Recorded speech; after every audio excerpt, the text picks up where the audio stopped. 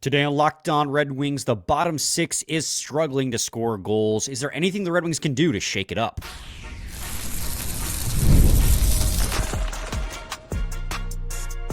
You're Locked On Red Wings, your daily podcast on the Detroit Red Wings. Part of the Locked On Podcast Network, your team every day. Welcome back to the Locked On Red Wings podcast. We are your hosts, Brian Fisher and Scotty Bentley, part of the Locked On Podcast Network, your team every day. And you can listen to us wherever you get your podcasts. Scotty, the Detroit Red Wings are 9-5 to start the season. They will be hosting the New York Rangers tonight as they return home from their 5-game road trip. And we wanted to take this moment. Right yesterday, we talked about the road trip and what are some of the key takeaways. And one of the key takeaways we waited till the very end of the episode to share was how the bottom six has been struggling to score. And that is the reason we waited to talk about it, is because we wanted to extrapolate and expand upon that in this episode. Because while they're struggling to score, at least one of those two lines is at least getting opportunities. And we wanted to talk about how can the Red Wings mix it up potentially to try and create more scoring amongst the bottom six. But before we get to any of that, I got to let you guys know today's episode is brought to you by FanDuel. Download the FanDuel app now by visiting FanDuel.com and win $300 in bonus bets if your first $5 bet wins. All right, Scotty, when Patrick Kane got hurt, right, and then they sent Michael brandsegg-nygard down, that left the Detroit Red Wings with 12 forwards, the exact perfect number of forwards that a team needs in order to play a game of hockey. You can go 11-7, but most teams run just the 12 forwards, generally speaking. Austin Watson was called up for 2 games and then sent back down, never saw the ice. So in that span, since the Kane injury and the NBN reassignment to Grand Rapids, the bottom six has been JT Compher, Andrew Kopp, and Jonathan Berggren, and then Elmer Soderblom, Michael Rasmussen, and James Van Riemsdyk.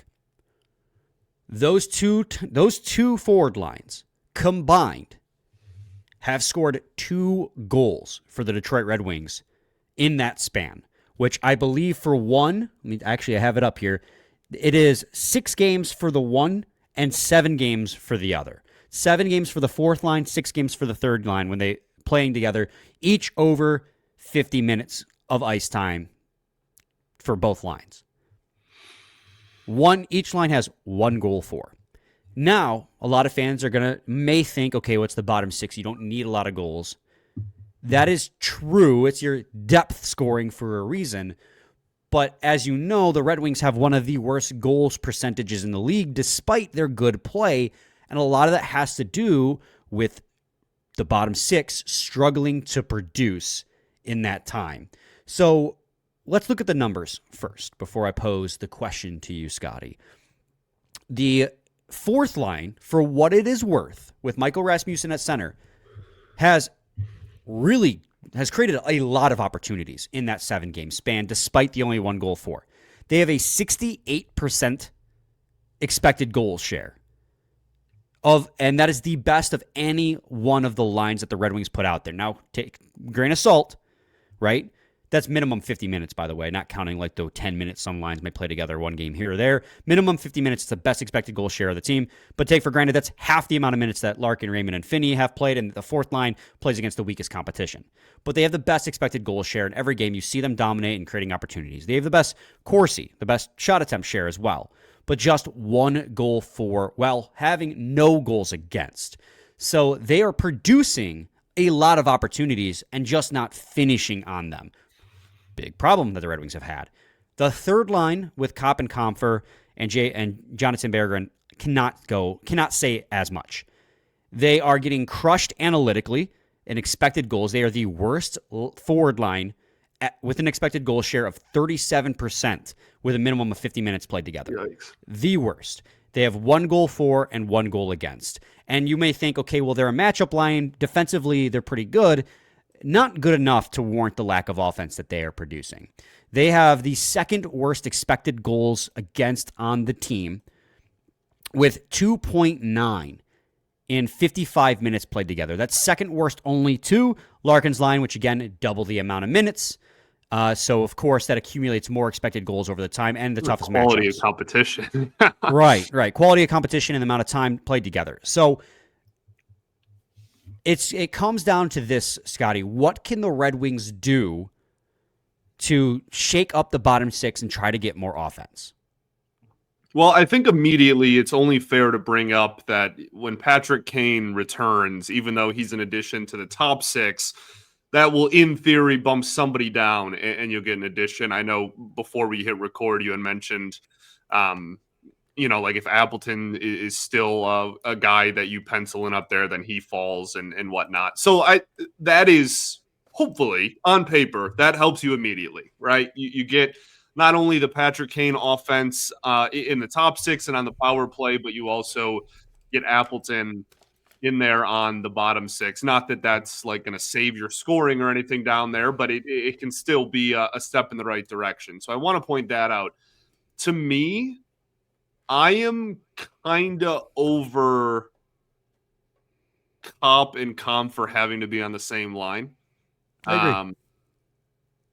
I think center depth has been a problem, for like a decade now, I guess, if you want to get technical, but like that's an issue that has been following the Wings over the last few years. And not that, again, the fourth line has been fine with its limited ice time, but it's not a line that's been producing a lot either. And I just... Yeah. And the question to that, how long do you allow expected goals until how long do you give it before it turns into real goals, or you decide to break it up? Because they're playing really good. They're just not scoring. And like at a certain point, like, okay, we do need scoring from, for sure. Again, it's limited ice time. It's the fourth line. I get that, but still. I feel as though I would rather have like Comfer be the fourth line center than a third line winger at this point, man. It gives you the opportunity to throw somebody else up on the wing. It can move Rasmussen to the wing, which I think he's more effective at, and he has been really ineffective so far this season.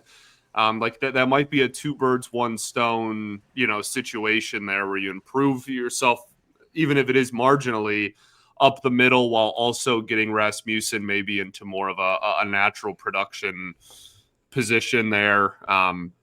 I mean, heck, you can even leave Rasmussen on the fourth line and just have Soderblom and Rasmussen on the wings and Comfer up the middle and just create, massive hockey out there. I don't know. But I feel like that's where I would start, at least, is just I am very much over like, Cop and Comfer, like we got to get the most out of them. So one's got to play wing and one's got to play center and they got to be together. I'm really over it. Yeah, I think that I agree with you on that one. Going back to what you said, I think that Appleton getting pushed back down to the bottom six with Kane returning, when Kane returns, there's no guarantee he returns on Friday, but he's a maybe at this point. He's practicing and taking part in line rushes. Appleton, I think, is an easy, just boots Jonathan Bergeron out of the lineup, puts him on the third line, and that in itself maybe chemistry could be a little bit better. I think Appleton's a better overall player than Bergeron at this point in time. Yeah. And I want to give credit to Bergeron too, like, because he is trying. Like, he's taken Todd McClellan's advice, or not advice, but teachings very seriously. There's nothing that says it's not Bergeron on the fourth and Rasmussen gets healthy either. Like that's I don't think we're like that far away from that. Rasmussen's been healthy already one time this year in 13 games. For me, it just comes down. He scored goals in back-to-back games, but overall he's relatively ineffective. But he is trying. Like, I can see him engaging in board battles. I see him back checking. He's broken up a couple plays. Sure. But like, Bergeron's the type of player who you need offense from, and he still mostly plays a perimeter game. He doesn't really drive to the net very often. Yeah, and that Comfer line needs speed, and Appleton gives you good speed north and south. So I think Appleton could make the third line a little bit better because really the third line is the biggest problem right now. The fourth line, I'm okay with keeping it as is for a little bit longer because it is producing chances, but that third line is something else. And I agree with you about breaking up Cop and Confer, but I know we're getting to a break. I'll talk about that when we come back. Before we go to break, it looked like you had something you wanted to say in response to what I was saying. No, the only thing I wanted to add, at some point you're just splitting hairs, but I mean, Berggren has at least scored, is offensive minded, at least has scored. I don't know. I think if you're really comparing him versus Rasmussen, especially if you're talking about at a wing spot, right? If you're talking about center, then obviously it's just going to go to Rasmussen. But if you're talking about, who would you rather have on the fourth line on a wing, I really am not even sure that it is clearly Rasmussen, just because of the fact that in 9 to 10, 11 minutes, at least you give yourself a chance to produce a little bit of offense down there on the fourth with a line that has been creating some chances at least. I don't know. Again, you're just splitting hairs at some point. Clearly something needs to be, shaken up. I will say regarding Rasmussen, and I'll get to that when we come back, but there is one thing that Rasmussen does really, really well that helps this team that could keep him in the lineup over Berggren. So we'll get to that in a second on the other side of this break, so stay tuned to segment 2 of Locked On Red Wings. Let's be real. Making excuses doesn't solve anything. You've heard them all before. It's just stress. I'm tired, or it happens to everyone sometimes. But when it comes to performance, sometimes your body just needs a little extra support. And that's where Rougiette comes in. Rougiette.com offers fast-acting doctor-prescribed treatments for ED designed to help you stop making excuses and start making moves. Rougiette makes it easy to get started. You just connect with a board-certified doctor 100% online, no awkward waiting rooms, no in-person appointments. If prescribed, your treatment ships discreetly to your door. The process is fast, simple, and private, and it's all handled by real doctors. It's about confidence, connection, and getting back to the moments that matter. Visit Rougiette.com/LockedOnNHL for 15% off your first order. That's RUGIET.com/LockedOnNHL and use code LockedOnNHL so they know we sent you. Rougiette, stop making excuses and start making moves.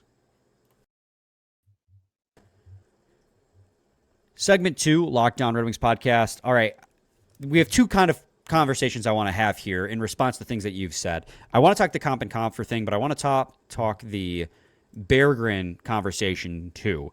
So I think because we finished segment 1 talking about the Berggren Rasmussen conversation, I'll start there and then loop back to Cop and Confer. With Jonathan Berggren, you get a guy who you can put on power play unit 2, but in practice today, we saw a little bit of a shakeup with Patrick Kane returning to the practice.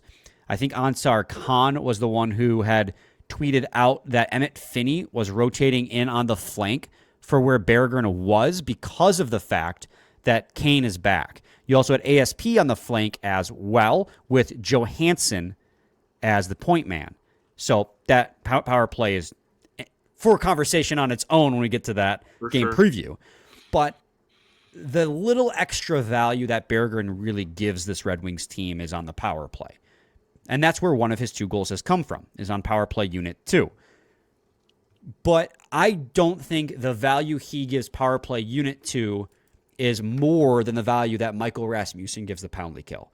Michael Rasmussen may be, if not is, your best penalty killer. And the data backs that up.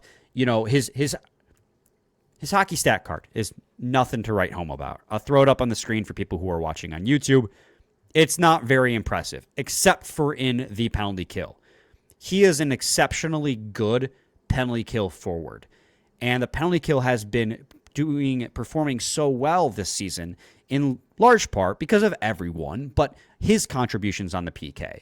I think that in and of itself is enough of a reason to keep him on the wing, on fourth line, and then deploy him in those penalty kill situations.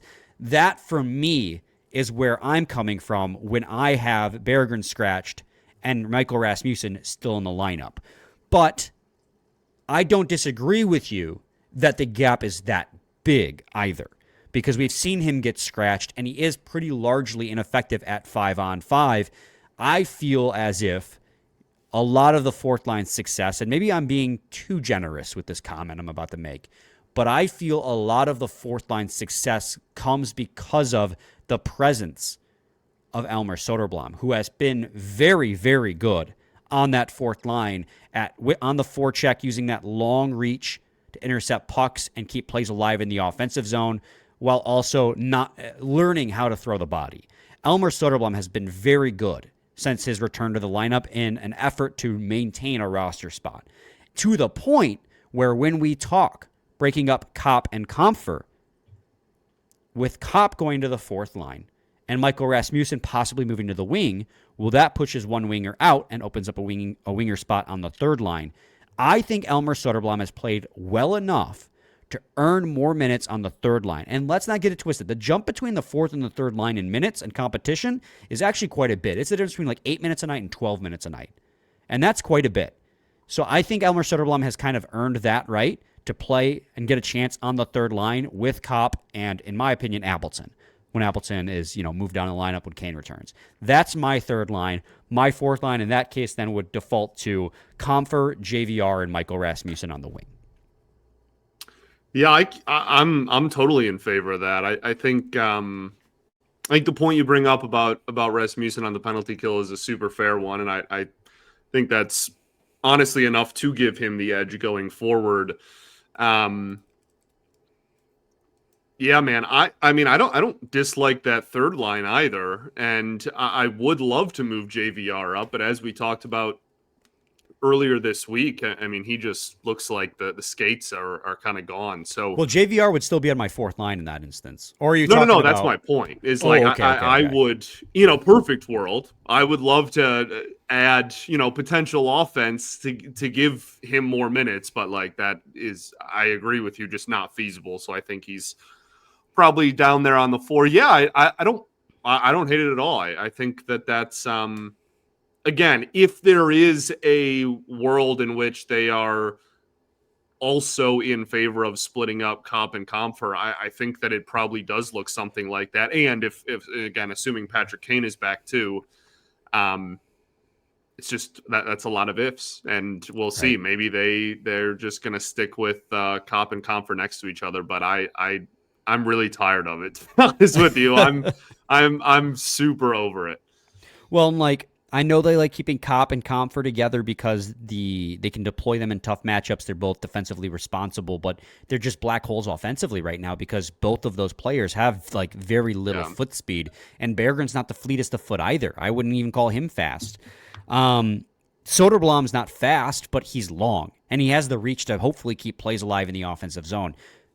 Mason Appleton plays with pace. It gives your third line a little bit of extra offense while maintaining, some defensive responsibility with both Appleton and Kopp on that line as well. So it still can be a line you give more difficult matchups to, but maybe with Appleton winning races to the puck, Soderblom using his reach to intercept pucks, and then Kopp's IQ, maybe you get a couple more goals out of that. And the fourth line you're given that 8 minutes a night to, I don't think that they're going to be so terribly. I'd rather have a good third line than a good fourth line. Let me put it that way. Well, yeah. Right, more minutes, yeah, for sure. The fourth line is producing a lot of opportunities right now, but they get 8 minutes a night, and the third line's getting really difficult matchups, probably the second most difficult in terms of deployment next to the first line, which does impact those things, but you need more offense out of that third line. Scotty, here's a wrinkle for you. Here's your wild card to the conversation. Nate Danielson. Call him up. You got the roster space. Call him up, insert him as either the center or the winger on the third line. Now at this point, you'd have to bump out two players because with Kane coming back and bringing in Nate Danielson, but you were doing that to start the year anyways with MBN up. Nate Danielson is young. He's ready for the NHL. He's over a point per game with Grand Rapids since his return and looks wholly mature enough to play at the NHL level. Whether it's at center or at wing, he has pace and a two-way game and incredible hockey IQ. If you want to make the third line have a higher offensive ceiling, Nate Danielson, I think, provides that. Yeah, I'll tell you what. I'm not only in favor. I'm putting him right up the middle, man. I'm not even hesitating with. Oh, we want to, start him off on fourth wing, and then like I am immediately if he's called up, I'm putting him at 3C and not thinking twice about it. You can put Kopp on the line with him. Gives you a veteran that's good defensively and can kind of bail him out in those situations if needed. Right. But like Danielson's is advertised as a good two-way player that's not going to be a traffic cone on either end of the ice. I mean, heck, like maybe even helps you with like in the face-off circle long term, Yeah. depending on how that translates to the NHL. Like I would do it immediately. I would do it immediately. I would not think twice about it. I think a third line of Danielson, Appleton, Kopp, you could do a lot worse. And I think that there's a chance that scores a little bit more offense. And then fourth line, you can just keep the big bodies out there if you really want and do a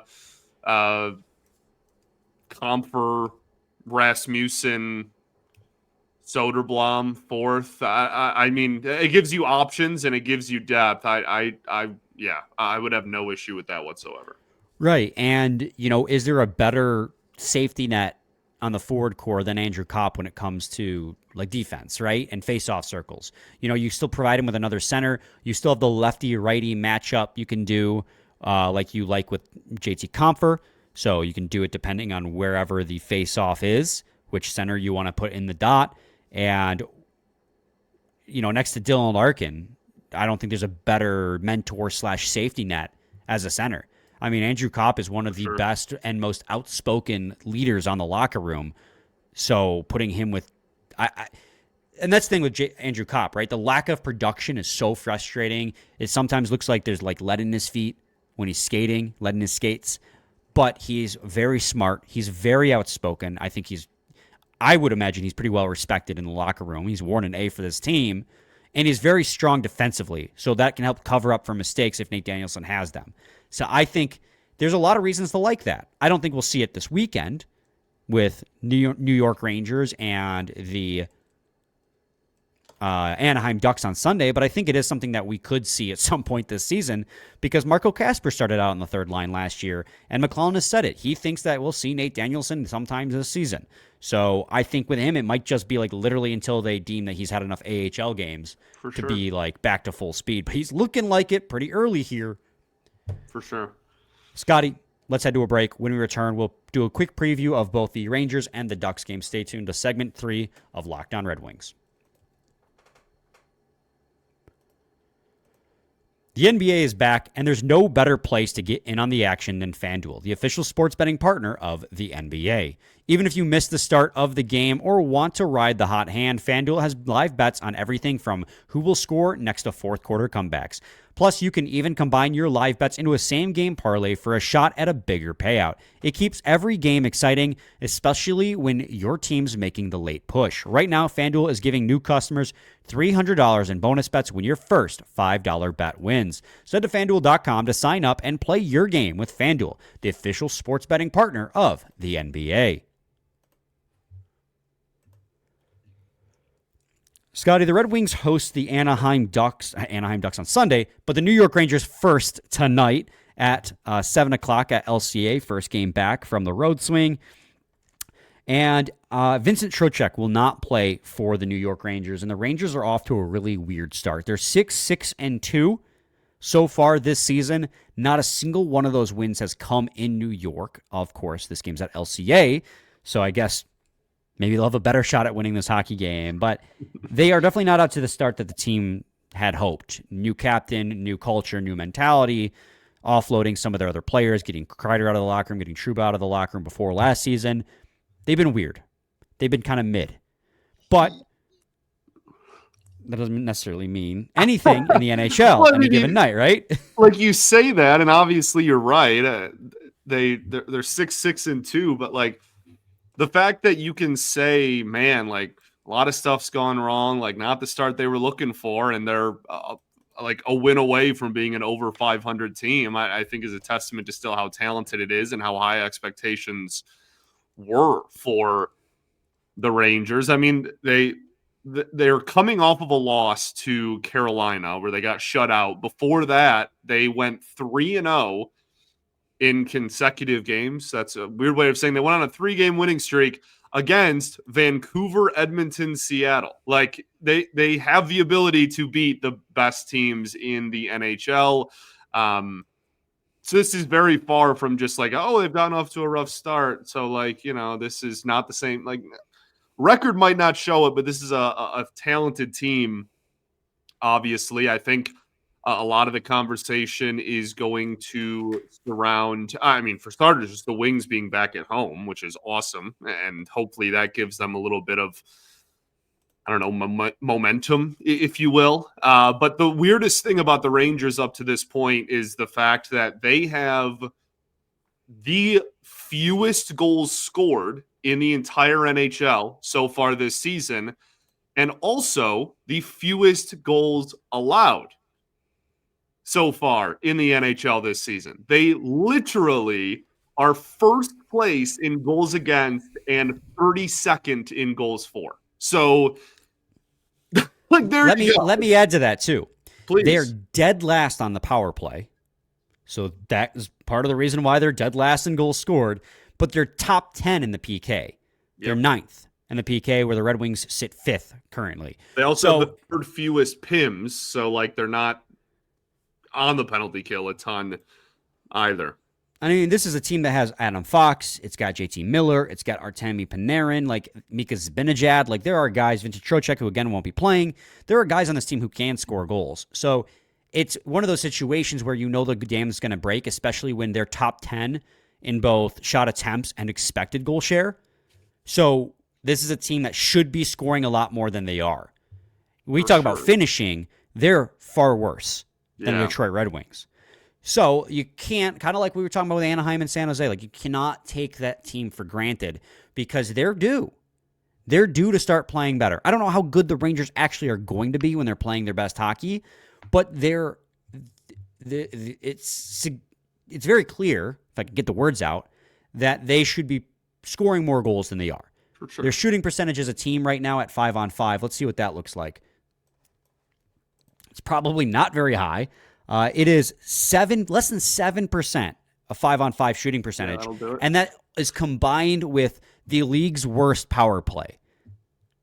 And again, like for all that we're talking about offensively, they literally have allowed the fewest goals in the entire NHL. Like they've received great goaltending from both goalies. The defense obviously has been solid as well. So yeah, it's a weird team to preview and to profile, but I think that this is a situation where if you're the Wings, you just want to go in and take care of business. You just want to, yes, you want to take care of business. You want to look how you have in terms of giving yourself a lot of opportunities and not getting, and like, honestly, maybe that's like just the only focus. Just give yourself a lot of opportunities at the net. And in theory, you're going to put yourself in a position to win because you shouldn't have to worry about a crooked number against you. But, it's hockey. So you say that, and then the Rangers will score 8. But, yeah, I think that this is a game, especially again with all the kind of excitement about returning home, that you should go in and be able to, as you said, take care of business. And then the Ducks there's not too much to preview because that's a rematch of a game they just played. It's just at home this time. The Ducks have stayed hot. They are one of the hottest teams in the NHL to start off the season. They're young, they're fun. New coaching, obviously, this season has clearly been somewhat of a factor in that. And yeah, you're hoping that you can go out there and right that wrong. But this is not just like, oh, it's the Ducks. Like, this is an opportunity to win and no matter what type of thing, especially at home. Like, this is clearly a Ducks team that is a different vibe to it this year. Yeah, they've won 4 games in a row. Obviously, one of those games being the game in Anaheim. I do think there's a strong possibility the Red Wings will come out of this game playing a lot better because as the second of a back-to-back last time they played. So don't read too much into that. I think the Red Wings are a better team than they played on that game. But the Ducks are hot. They're young. They're fast. You can't take them for granted. So hopefully Detroit can, take care of business. That's a matinee game, 1 o'clock on Sunday. For what it's worth, the Ducks are middle of the pack in like every single statistical category. Like goals scored, shot attempts, expected goals, and then, of course, the power play and penalty kill are also both middle of the pack, yet their 5-on-5 scoring is 8th in the league. Yeah. So I do feel they are due for a little bit of regression at some point.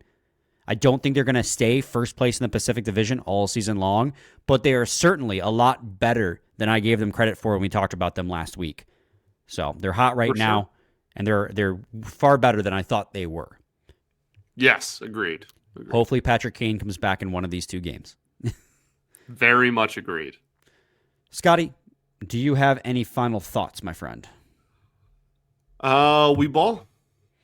We do ball. We'll be back with a new episode on Monday to recap both games against the Anaheim Ducks and New York Rangers. So stay tuned for that. Same time, same place. It's your team every day. Almost at every game. What's going on with me?